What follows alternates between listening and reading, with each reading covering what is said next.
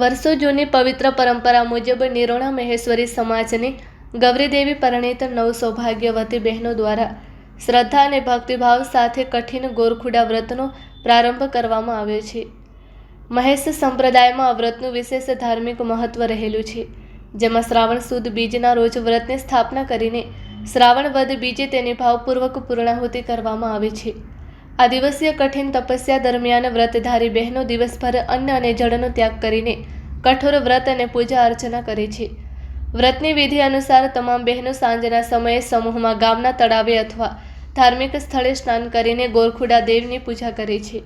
ત્યારબાદ ઘરે આવી લુણંગ દેવની વિધિવત પૂજા અર્ચના કરી પોતાના પતિના દીર્ઘાયુ, પરિવારની સુખ શાંતિ તેમજ સમાજ અને દેશની ઉત્તરોત્તર પ્રગતિ માટે પ્રાર્થના કરે છે અને સૂર્યાસ્ત પછી અન્ન જળ ગ્રહણ કરે છે.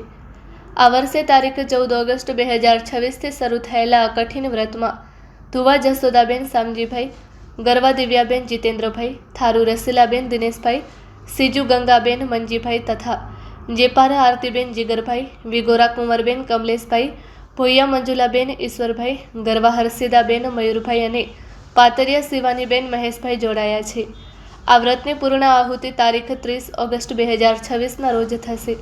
તમામ 9 વ્રતધારી બહેનોની આ કઠિન તપસ્યા નિર્વિઘ્ને પૂર્ણ થાય તે માટે સમગ્ર મહેશ્વરી સમાજ દ્વારા હૃદયપૂર્વક શુભકામનાઓ પાઠવવામાં આવી છે.